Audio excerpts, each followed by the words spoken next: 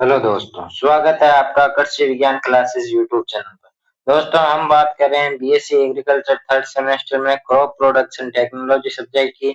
और इसमें हमने कुछ टॉपिक पर चर्चा कर ली है और आज हम एक नए और महत्वपूर्ण टॉपिक पर चर्चा करने वाले हैं। आज का टॉपिक रहने वाला है अरहर। आज हम अरहर के बारे में संपूर्ण चर्चा करेंगे और ये एग्जाम की दृष्टि से भी काफी महत्वपूर्ण है, इसलिए क्लास के एंड तक जुड़े रहें। और आज यदि आप चैनल पर पहली बार विजिट कर रहे हैं तो चैनल को सब्सक्राइब करके बेल आइकन को प्रेस कर दें ताकि जब भी क्लास अपलोड हो तब आपके पास नोटिफिकेशन सबसे पहले आए। और दोस्तों, यदि आप चाहते हैं कि आपको इस क्लास की पैनल पीडीएफ मिले तो आप इस क्लास की डिस्क्रिप्शन में व्हाट्सएप ग्रुप की लिंक दी गई है, तो आप व्हाट्सएप ग्रुप में भी ऐड हो सकते हैं। वहां पे आपको पुराने पेपर और अन्य एग्जाम से रिलेटेड जो स्टडी मटेरियल है वो वहां पे दिया जाएगा। तो चलिए दोस्तों, बिना किसी देरी के आज की क्लास शुरू करते हैं। आज हम बात करेंगे रेड ग्राम, तुअर, अरहर, या जिसे हम कहेंगे पिजन पी। ये सभी एक के ही नाम है। अरहर का अलग अलग नामों से जाना जाता है। अरहर का जो बॉटनिकल नेम होता है वो होता है कैजनस कजान। इसका जो फैमिली होती है वो होती है फेबेसी या लेग्युमिनेसी। जितने भी दलहनी फसलें हैं लगभग सभी की फेबेसी या लेग्युमिनेसी कुल की होती है। और इसका ओरिजिन है यानी उत्पत्ति स्थान है इंडिया। और इसमें क्रोमोसोम संख्या होते हैं 22। और ये एक स्वपरागित यानी अक्सर पर परागण होता है लेकिन स्वयं परागण, लेकिन 20 से 25% प्राकृतिक पर परागण होता है। यानी इसमें क्या होता है कि पर परागण होता है, लगभग अक्सर तो होता है पर परागण, लेकिन कभी कभी 20 से 25% प्राकृतिक पर परागण भी होता है और मुख्यतः इसमें स्वपरागण होता है। यानी कि क्या होता है कि जो 75% है इसमें स्वपरागण होता है और 25% इसमें परपरागण होता है। ये आपको याद रखना है। फिर आता है इसका अरहर का उत्पत्ति स्थान। और भी अरहर की सामान्य जानकारी देखें तो जो अरहर होता है उसमें प्रोटीन की संख्या होती है 21%। और जो अरहर का जो अंकुरण होता है वो होता है हाइपोजेन। और अन्य जानकारी हम आगे देखेंगे कि जो और इसमें जो वायुमंडल नाइट्रोजन करता है, वायुमंडल नाइट्रोजन का स्थिरीकरण करता है ये। और इसका जो उत्पत्ति स्थान है वो इंडिया है। अरहर की उत्पत्ति भारत में हुई और ये यहाँ एक प्राचीनतम दलहनी फसलों में से एक है। भारत में यह फसल अफ्रीका और अमेरिका तक फैली है। यानी कि जो अरहर की जो फसल है वो अफ्रीका और अमेरिका तक भारत से फैली हुई है। और सबसे पहले इसकी खेती भारत में की जाने लगी और ये सबसे प्राचीनतम दलहनी फसलों में से एक है। फिर हम देखते हैं इसका भौगोलिक वितरण, यानी कि ये किन किन देशों में उगाई जाती है। तो ये इंडिया हो गया, म्यांमार हो गया, और केन्या हो गया, मलावी, तंजानिया, युगांडा आदि जो अन्य देशों में इस जो अरहर है इसकी खेती की जाती है। और यदि बात करेंगे भारत में कौन कौन से उत्पादक राज्य हैं, जिनमें आता है महाराष्ट्र, उत्तर प्रदेश, मध्य प्रदेश, कर्नाटक, गुजरात, तेलंगाना और बिहार। इन राज्यों में अरहर की खेती की जाती है। वो ऐसा नहीं है कि केवल इन्हीं राज्यों में खेती की जाती है, अन्य राज्यों में भी की जाती है, पर इनमें ज्यादा पैमाने पर की जाती है। इनका उत्पादन होता है अन्य राज्यों से ज्यादा होता है, इसलिए कुछ राज्यों के यहाँ पे नाम दिए गए हैं। फिर हम देखेंगे इसका इकोनॉमिक्स जो इम्पोर्टेंस होता है, यानी आर्थिक महत्व में क्या क्या है। ये एक प्रमुख दलहनी फसल है जिनमें लगभग 21 से 22% प्रोटीन पाया जाता है। यानी कि जो हमने पीछे अनाज वाली फसलें देखी थी उनमें कार्बोहाइड्रेट सर्वाधिक पाया जाता था, लेकिन जो दलहनी फसलें होती है, जो फेबेसी या लेग्युमिनेसी कुल की जो फसलें होती है उनमें प्रोटीन की मात्रा ज्यादा होती है। तो जो अरहर होती है उसमें जो प्रोटीन की मात्रा होती है वो होती है 21 से 22%। भारत में ये तुअर दाल के रूप में व्यापक रूप में उपयोग होती है, यानी जो तुअर वाली दाल होती है वो एक अरहर की होती है। ये भारत में काफी मशहूर भी है। और फिर ये वायुमंडलीय नाइट्रोजन को स्थिर करती है और मृदा उर्वरता को बढ़ाती है। इसकी गहरी जड़ें मिट्टी में वायु संचार क्षमता और नमी संरक्षण में सहायक होती है। यानी कि जो अरहर होता है उसकी जो पौधे की जो जड़ें होती है वो गहरी होती है, जिससे जो मृदा होती है उसमें वायु का संचार बढ़ता है। और साथ ही जो नमी संरक्षण, जो नमी का संरक्षण है वो भी उसमें भी सहायक होती है। फिर हम देखेंगे सॉइल रिक्वायरमेंट्स, यानी कि अच्छी जल निकासी वाली गहरी दोमट से काली कपास वाली मिट्टी सर्वोत्तम होती है। यानी कि जो अरहर की खेती के लिए जो उपयुक्त मिट्टी मानी गई है वो है जल निकासी वाली गहरी दोमट से लेकर जो काली कपास वाली मिट्टी होती है वह सभी उपयुक्त होती है। लवणीय, सारी और जल भराव वाली मिट्टी उपयुक्त नहीं है। यानी कि जो लवणीय और सारी या कहीं पे जल भराव वाली जो मिट्टी है वो अरहर की खेती के लिए उपयुक्त नहीं मानी जाती है। अरहर की खेती के लिए जो उपयुक्त पीएच है वो होता है 6 से 7.5। और इसके क्लाइमेट रिक्वायरमेंट क्या है कि ये गर्म ऋतु की फसल है और जो खरीफ के लिए उपयुक्त मानी गई है, या जो खरीफ क्रॉप होती है उनमें ये उपयुक्त है। इसके जो टेम्परेचर होता है वो होता है 26 से 32 डिग्री सेंटीग्रेड। और इसमें जो रेनफॉल जो वर्षा मतलब वार्षिक जो वर्षा चाहिए वो होती है 60 से 100 सेंटीमीटर। ये आंशिक सूखा सहनशील फसल है, यानी बाजरे ज्वार की तरह ही सूखा सहनशील फसल है। इसमें ज्यादा पानी की आवश्यकता नहीं होती है। वार्षिक वर्षा कम से कम 60 से 100 सेंटीमीटर इसके लिए उपयुक्त रहती है। अब हम बात करते हैं varieties of big pigeon pea यानी अरहर की किस्में। अरहर की किस्में तीन अलग अलग प्रकार से हम पढ़ेंगे कि जल्दी पकने वाली किस्में कौन कौन सी है, मध्य पकने वाली किस्में कौन कौन सी है, और जो लेट पकने वाली वेराइटीज कौन कौन सी है। हम तीनों की बात करेंगे। सबसे पहले हम देखेंगे अर्ली मैच्योरिंग यानी जल्दी पकने वाली किस्मों में कौन कौन सी आती है। सबसे पहले आती है यूपीएस 120, पूसा अगेती, आईसीपीएल 87। ये फसल 120 से 135 दिन में पककर तैयार हो जाती है। फिर आती है मध्यम, जिसमें आती है बीएसएमआर 736, आईसीपीएल 87 119, पूसा 99, ये 160 से 180 दिन में पककर तैयार होती है। फिर आती है जो देरी से पकती है वो आती है बहार मारुति LRJ 41 CO6। ये 200 से ज्यादा दिन लेती है पकने में। तो ये कुछ फसलों जो अरहर की जो किस्में थी कि जो कौन सी किस्म कितने दिन लेती है पकने में, उसके हिसाब से इनको तीन भागों में बांटा गया था। और जो नई किस्में है वो पीला मोजेक और विल्ट रोग के प्रतिरोधी होती है।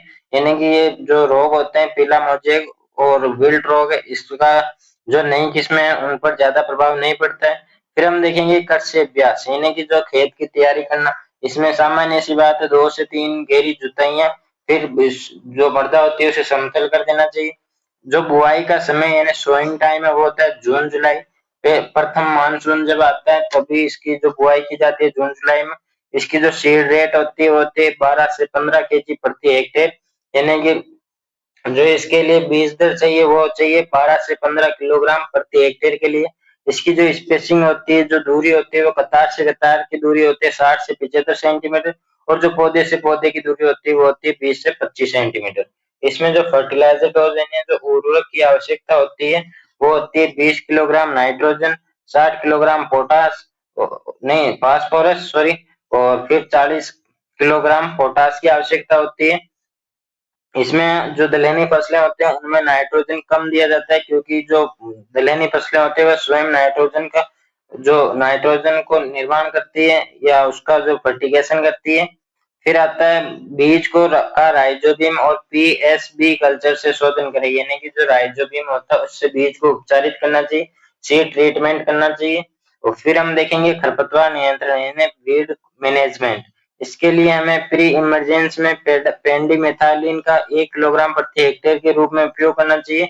और मैन्युअल वेडिंग एट 25 से 30 दिनों के लगभग, जब फसल 25 से 30 दिनों की हो जाए तब हमें इसका जो पेंडिमेथालिन है इसका उपयोग करना चाहिए।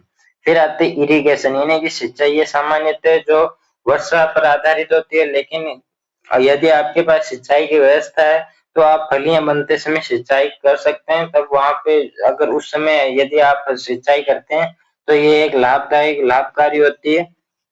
और फिर हम देखते हैं कि जो उत्पादन क्षमता कितनी है इसकी। तो अनाज उत्पादन देखते हैं कि जो वर्षा आधारित क्षेत्र होते हैं उनमें अरहर का जो उत्पादन है वो 10 से 15 क्विंटल प्रति हेक्टेयर होता है। लेकिन जो सिंचाई सिंचाई वाले क्षेत्र होते हैं, इरिगेटेड जो क्षेत्र होते हैं, उनमें 15 से 20 क्विंटल प्रति हेक्टेयर अरहर का उत्पादन होता है। जो भूसा उत्पादन होता है वो होता है 30 से 40 क्विंटल। और जो हाइब्रिड जो वेराइटीज होती है उनमें लगभग 25 क्विंटल प्रति हेक्टेयर उत्पादन संभव है। ये हमारी फसल थी अरहर, और जो आई होप आपको अच्छे से समझ में आई होगी। और इसके साथ ही हम आज एक और नई क्रॉप कर लेते हैं, उस पर भी चर्चा कर लेते हैं, जो कि है उड़द। इन्हें ब्लैक ग्राम या इसे कहते हैं उड़द बीन। इसका जो बॉटनिकल नेम है वो होता है वेजाइना मूंगो। और इसकी जो फैमिली होती है वो फेबेसी या लेग्युमिनेसी होती है। इसका भी ओरिजिन इंडिया होता है और इसमें गुणसूत्र संख्या 22 होती है। इसमें जो पोलिनेशन होता है वो होता है सेल्फ पोलिनेटेड, और इसमें जो फेट होता है वो होता है 13%। और इसका जो टेस्ट वेट होता है वो होता है 40 से 45 ग्राम। और राजस्थान में ये सर्वाधिक उड़द की खेती भीलवाड़ा में की जाती है। ये कुछ इसकी सामान्य जानकारी थी। और अब हम इसके जो उत्पत्ति स्थान है उसकी बात करते हैं कि उड़द का उत्पत्ति स्थान भारत में हुई है, और ये एक देशी फसल यानी कि ये इसका जो उड़द है उसकी जो उत्पत्ति है वो हमारे ही देश में हुई है। और इसकी खेती प्राचीन काल से की जाती रही है। विशेष रूप से पूर्वी और दक्षिण भारत में इसकी खेती की जाती है। इसका जो भौगोलिक वितरण है उसमें सबसे पहले हम देखेंगे कि कौन कौन से देशों में इसकी जो खेती मुख्यतः की जाती है। उनमें सबसे पहले आता है इंडिया, फिर आता है म्यांमार, इसके साथ ही बांग्लादेश, नेपाल और पाकिस्तान में इसकी खेती की जाती है। यदि बात करें हम भारत में मुख्य उत्पादक राज्य कौन कौन से हैं, जिनमें आते हैं उत्तर प्रदेश, मध्य प्रदेश, महाराष्ट्र, राजस्थान, तमिलनाडु, आंध्र प्रदेश। ये मुख्यतः उड़द के उत्पादक राज्य होते हैं हुए। और इसका जो इकोनॉमिक इम्पोर्टेंस है, आर्थिक महत्व है, इसमें जो प्रोटीन होती है वो होती है 24 से 26% प्रोटीन होती है, जो सुपाच्य होती है यानी कि इजीली इसका डाइजेशन हो जाता है। और ये एक पोषक तत्व वाली फसल है उड़द। और इसमें जो प्रोटीन होता है वो 24 से 26% होते हैं। इसमें दाल, डोसा, इडली, पापड़, बड़ा आदि बनाए जाते हैं। कि जो डोसा या जो इडली होती है वो भी उड़द की दाल से बनाई जाती है। और इसके साथ ही हम बात करेंगे ये राइजोबियम के माध्यम से नाइट्रोजन स्थिरीकरण कर मृदा को उपजाऊ बनाती है, यानी कि जो मृदा में नाइट्रोजन की पूर्ति करती है, नाइट्रोजन का स्थिरीकरण करती है, इससे मृदा उपजाऊ बनी रहती है। फिर हम बात करते हैं इसकी सोइल रिक्वायरमेंट। तो अच्छी जल निकासी वाली दोमट मिट्टी उपयुक्त होती है। किसके लिए? उड़द की फसल के लिए जो मिट्टी होती है वो अच्छी जल निकासी वाली होनी चाहिए। दोमट से लेकर जो बलुई दोमट होती है वह मिट्टी भी इसके लिए उपयुक्त होती है। जल भराव, क्षारीय और लवणीय मिट्टियों से बचें, यानी कि जो जल भराव वाले जो क्षेत्र होते हैं उनमें उड़द की खेती नहीं करनी चाहिए। क्षारीय और लवणीय मृदा में जो उड़द है उसकी खेती नहीं करनी चाहिए। और इसका जो पीएच है वो उपयुक्त पीएच 6 से 7.5 पीएच होना चाहिए इसकी खेती के लिए। फिर हम बात करते हैं क्लाइमेट रिक्वायरमेंट, यानी कि ये गर्मी की ऋतु की फसल है जिसे खरीफ और गर्मी में बोया जाता है। यानी कि जो उड़द की जो फसल है वो एक वार्म सीजन क्रॉप है, और इसको सामान्यतः खरीफ और समर में यानी कि जो गर्मी होती है उनमें बोया जाता है। इसके लिए जो उपयुक्त जो टेम्परेचर माना गया है वो है 25 से 35 डिग्री सेंटीग्रेड। और जो रेनफॉल यानी वार्षिक वर्षा है वो होती है 50 से 75 सेंटीमीटर, इसके लिए उपयुक्त होती है। और ये सूखा सहन करने की क्षमता मूंग से बेहतर रखती है, यानी जो उड़द होती है वो सूखा सहनशीलता मूंग की तुलना में अच्छी है या बेहतर है। इसकी जो वेराइटीज है वो खरीफ में जो फसलें होते हैं उनकी वेराइटी देखते हैं पहले कि T9, Pant Pant U19, PU35 और LBJ17। ये लगभग 80 से 90 दिनों में पककर तैयार हो जाती है। फिर हम बात करते हैं जो समर यानी जो गर्मी में बोई जाती है उनमें आती है VBN1, मास 114, TAU1, IPU02 43। ये 65 से 75 दिनों में पककर तैयार हो जाती है। और यही बात करेंगे उड़द की प्रथम उत्परिवर्ती किस्म या वैरायटी कौन सी, तो उसका नाम याद करना रखना कि उसकी जो वैरायटी है वो है सरला। और कई किस्में पीला मोजेक वायरस के प्रति प्रतिरोधी भी होती है, यानी कि जो उड़द की ऐसी किस्में जो पीला मोजेक जो वायरस होता है उसके प्रतिरोधी होते हैं, यानी उसका जो पीला मोजेक वायरस है उन किस्मों पर प्रभाव कम डालते हैं। फिर हम बात करते हैं कृषि अभ्यास यानी कल्चरल प्रैक्टिस। इसके लिए जो क्षेत्र की जो खेत की तैयारी करते हैं उसमें सामान्यतः 2 से 3 जुताई करें और मिट्टी को समतल करके पाटा लगाकर उसे भुरभुरी मिट्टी तैयार करें। फिर हम देखते हैं सोइंग टाइम यानी बुआई का समय जो है वो खरीफ में जून जुलाई में बोना चाहिए, और जो समर होते हैं उसमें मार्च अप्रैल में इसकी खेती करनी चाहिए। और बात करें सीड रेट की तो इसके लिए 15 से 20 किलोग्राम प्रति हेक्टेयर सीड रेट होनी चाहिए। और जो स्पेसिंग जो दूरी है वो 30 से यानी कतार से कतार की दूरी 30 सेंटीमीटर होनी चाहिए, और पौधे से पौधे की दूरी 10 से 15 सेंटीमीटर होनी चाहिए।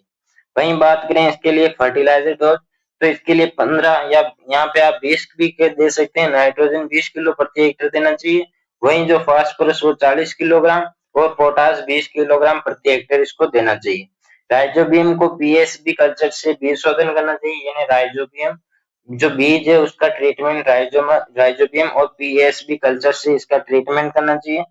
वहीं बात करें इसकी सिंचाई की, तो सिंचाई एक वर्षा आधारित फसल है, और यदि आपके पास जो समर हम गर्मी में फसल बोते हैं उसमें हमें 3 से 4 सिंचाई करनी चाहिए। फ्लोवरिंग स्टेज पर, पॉड पॉड फॉर्मेशन और सीड फिलिंग पर, यानी जब फूल आते हैं तब, और जब पॉड फॉर्मेशन होता है तब, और जब जब फलियां जब बीज बनने लगते हैं तब ये सिंचाई करनी चाहिए। 3 से 4 सिंचाई करने पर हमें अच्छी फसल होती है, उसका फसल पर अच्छा लाभ भी मिल दिखता है। फिर हम बात करें वीड कंट्रोल की, यानी खरपतवार नियंत्रण के लिए 1 से 2 बार हाथ से जो खरपतवार निराई गुड़ाई करते हैं वो करनी चाहिए। इसके साथ ही हर्बिसाइड या पेंडा मिथाइलिन का 1 किलोग्राम प्रति हेक्टेयर से उपयोग करना चाहिए। और इसकी उत्पादन क्षमता की बात करें तो अनाज के लिए जो वर्षा आधारित जो फसल होती है, जहाँ पे जो जिन क्षेत्रों में वर्षा पर आधारित, जिनमें सिंचाई नहीं की जाती है और केवल वर्षा से जो उत्पादन होता है वो होता है 8 से 10 क्विंटल प्रति हेक्टेयर, और यदि आपके पास सिंचाई की व्यवस्था है वहां पे होती है 12 से 15 क्विंटल प्रति हेक्टेयर उत्पादन होता है। और बात करें कि जो भूसा उत्पादन है वो होता है 20 से 25 क्विंटल प्रति हेक्टेयर, और जो हाइब्रिड वेराइटी होती है उनमें होता है 18 क्विंटल प्रति हेक्टेयर उत्पादन संभव, यानी कि जो हाइब्रिड वेराइटी होती है उनमें 18 क्विंटल प्रति हेक्टेयर उत्पादन तक संभावना है या संभव है। ये हमारे आज 2 टॉपिक हमने कवर कर लिए, 2 क्रॉप के बारे में, एक हमने अरहर के बारे में पढ़ा, एक हमने उड़द के बारे में पढ़ा। और आई होप आपको क्लास या दोनों टॉपिक समझ में भी आए होंगे। यदि आपको क्लास अच्छी लगी हो तो वीडियो को लाइक और चैनल को सब्सक्राइब करके बेल आइकन को प्रेस करें, और कृषि विज्ञान क्लासेस यूट्यूब चैनल के साथ जुड़ जाएं हमेशा के लिए। और यदि आप चाहते हैं कि पैनल पीडीएफ मिले तो आप व्हाट्सएप ग्रुप में ऐड होना ना भूलें दोस्तों। और आप किस कॉलेज से ये क्लास देख रहे हैं इसका कमेंट में बताते जाना, और कोई प्रॉब्लम हो या कोई डाउट हो तो आप कमेंट में पूछ सकते हैं, आपको रिप्लाई दिया जाएगा। तो नेक्स्ट मिलेंगे, जल्दी मिलेंगे नेक्स्ट क्लास में, तब तक के लिए धन्यवाद। जय जवान जय किसान।